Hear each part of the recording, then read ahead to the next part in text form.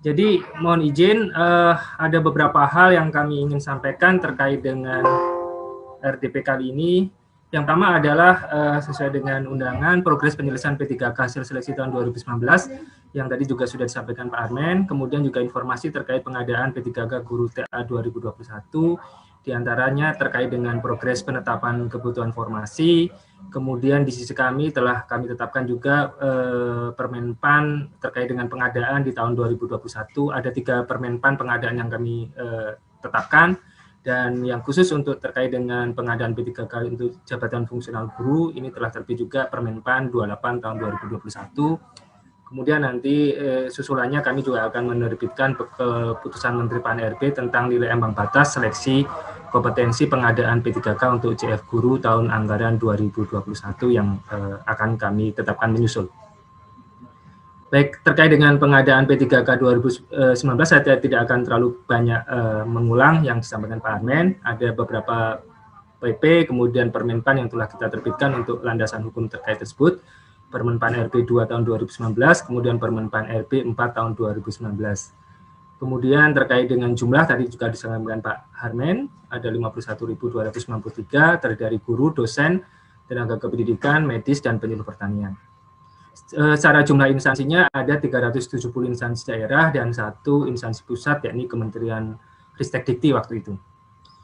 Kemudian dari sisi progres, Bapak Ibu sekalian, memang waktu itu kita sudah seleksi di tahun 2019, namun terkendala belum terbitnya Perpres terkait gaji dan tunjangan, sehingga pada tanggal 28 September 2020, kemudian Presiden telah menetapkan, dan berdasarkan itu kami juga telah turunkan berbagai macam peraturan Menteri Pan-RB sebagai tidak lanjut Perpres dari 98 tahun 2020, yakni Permen Pan-RB nomor 70 tahun 2020 tentang masa hubungan perjanjian kerja P3K, kemudian Permen Pan-RB 71 2020 tentang pemberian kuasa angkatan pegawai P3K, kemudian Permen Pan-RB 72 tahun 2020 yang ini mengatur khusus untuk bagaimana proses pengangkatan mereka yang telah lulus di tahun 2019 tadi.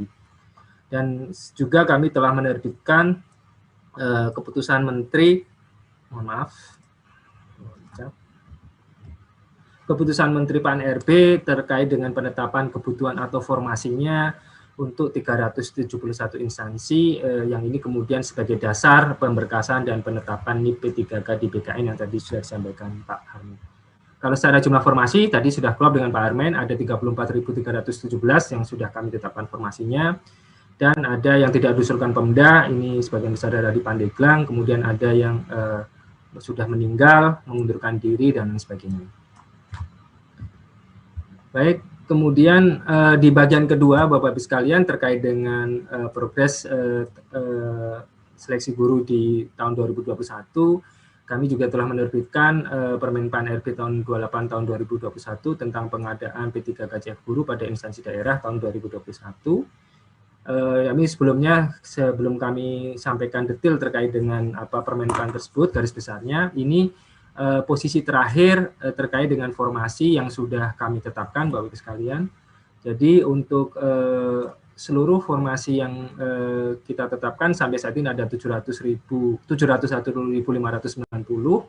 kemudian untuk pusat ada 74.648, kemudian untuk daerah ada 626.942, di mana 525.667 itu merupakan guru P3K. Jadi memang ada sedikit penambahan dari yang disampaikan oleh Bu Sesdijen GTK, karena memang datanya masih bergerak, dan ini cut off yang tadi malam, sampai dengan tadi malam kita sampaikan bahwa untuk guru, khusus untuk guru dari 500.667 itu dari pemerintah provinsi sejumlah 128.631, kemudian dari kabupaten kota sejumlah 370.036. Itu terdiri dari 487 pemerintah kabupaten kota. Jadi untuk provinsi, seluruh provinsi mengadakan seleksi guru, sedangkan untuk kabupaten kota ada 10 provinsi yang tidak usul guru. Tidak usul guru itu ada 10 kabupaten kota, sedangkan ada 11 instansi sisanya kabupaten kota yang sudah mengusulkan tapi kemudian membatalkan usulan tersebut untuk seluruh seleksi ASN. Jadi baik CPNS maupun P3K guru mereka batalkan. Baik, ini terkait dengan isi dari Permenpan tadi, mungkin secara garis besar saja kami sampaikan, Bapak-Ibu sekalian, ada tahap perencanaan, pengumuman lowongan, pelamaran, kemudian seleksi, pengumuman hasil seleksi, dan pengangkatan menjadi P3K. Di mana pada prinsipnya untuk proses pendaftaran dan sebagainya nanti akan dilaksanakan di PKN, dan kemudian juga datanya sudah diinterkoneksikan antara Kemendikbud dan PKN. Dan khusus untuk seleksi nanti akan menggunakan seleksi kompetensi dengan CAT UNBK, jadi tidak menggunakan CAT PKN tapi menggunakan CAT UNBK Kementerian Pendidikan dan Kebudayaan. Baik, saya kira untuk pengumuman lowongan saya tidak akan secara detail sampaikan. Untuk peserta yang bisa ikut, tadi disampaikan Bu Nur juga ada 4 jenis. Pertama adalah guru non ASN yang masih aktif mengajar di sekolah negeri di bawah kewenangan pemerintah daerah dan terdaftar di Dapodik, kemudian THK 2 sesuai dengan database PKN, kemudian guru swasta yang juga terdaftar di Dapodik. Yang keempat adalah lulusan pendidikan profesi guru atau PPG yang belum menjadi guru dan terdaftar di database lulusan pendidikan profesi guru di Kemendikbud Ristek. Sedangkan nanti secara umum hanya ada 2 seleksi yang akan diadakan, berbeda dengan CPNS. Kalau CPNS itu ada 3, seleksi administrasi, kemudian seleksi kompetensi dasar dan seleksi kompetensi bidang. Sedangkan untuk P3K hanya 2 seleksi, yakni seleksi administrasi dan seleksi kompetensi. Seleksi kompetensinya sendiri akan dilaksanakan sebanyak 3 kali dengan materi berupa kompetensi teknis, manajerial, sosiokultural, dan wawancara terkait integritas dan moralitas. Dan seluruh rangkaian seleksi ini akan menggunakan sistem CAT UNBK Kemendikbud Ristek. Kemudian terkait dengan sertifikasi pendidik dan kualifikasi pendidikan, ini merujuk pada SE Dirjen GTK nomor 1460 B1 GT 0201 2021 tanggal 15 Maret 2021. Kemudian kalau terkait dengan alur tadi sudah dijelaskan oleh Bu Sesijen, saya tidak akan mengulang. Pada prinsipnya ada 3 tahapan seleksi yang bisa diikuti dengan pengaturan-pengaturan yang cukup rigid. Jadi pertama kita utamakan mereka yang sudah guru honorer non ASN di sekolah negeri, kemudian jika THK 2 yang ada di database PKN dan seterusnya. Ini tadi sudah dijelaskan, hanya mungkin di sisi terakhir nanti ada lagi pengisian kebutuhan yang belum terisi. Jadi nanti kalau di akhir seleksi kompetensi 3 masih ada guru yang lulus passing grade, tapi kemudian masih ada formasi yang kosong, nanti akan kita atur sedemikian rupa bersama-sama dengan Kemdikbud untuk mengisi formasi-formasi yang masih memungkinkan untuk diisi tersebut, tentunya dengan sistem. Kemudian tadi untuk terkait dengan penambahan nilai juga sudah dijelaskan juga, ada penambahan nilai berdasarkan sertifikat pendidik 100%, kemudian usia di atas 35 tahun, dan terdaftar di Dapodik, itu ada penambahan nilai sebesar 15% dari kompetensi teknisnya. Kemudian untuk penyandang disabilitas ada 10% penambahan nilai. Karena untuk penyandang disabilitas memang kita tidak menerapkan formasi khusus untuk penyandang disabilitas, tapi secara konsep seluruh penyandang disabilitas dapat melamar di seluruh formasi. Hanya ada beberapa formasi yang jabatan guru yang tidak bisa dilamar, tapi itu jumlahnya tidak terlalu banyak. Dan karenanya untuk mereka yang terverifikasi sebagai penyandang disabilitas, kita akan berikan tambahan nilai sebesar 10%. Kemudian ada penambahan nilai 10% kalau yang bersangkutan adalah terdaftar di database THK 2 PKN dan berstatus aktif sebagai guru selama 3 tahun terakhir. Kemudian ada beberapa juga pengaturan bahwa nanti nilai ambang batas di seleksi kompetensi pertama, kedua, dan ketiga itu dapat dipergunakan. Jadi kalau seandainya ada di seleksi pertama itu lulus ambang batas, tapi kemudian tidak menang peringkatnya, maka kemudian dia bisa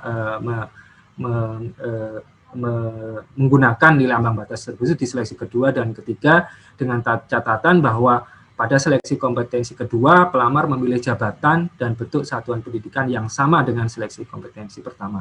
Jadi kalau di seleksi kompetensi pertama misalnya memilih guru PPKN SMP, maka di seleksi kedua yang bersangkutan memilih guru PPKN SMP, maka nilai tersebut masih bisa dipergunakan.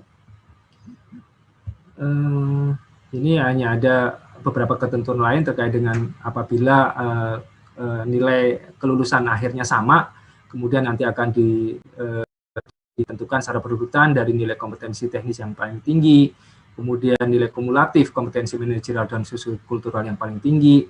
Kalau masih sama juga, nanti nilai wawancara yang paling tinggi yang akan kita gunakan. Kalau masih sama juga, nanti yang terakhir kita gunakan adalah usia yang paling tinggi yang kita akan pilih.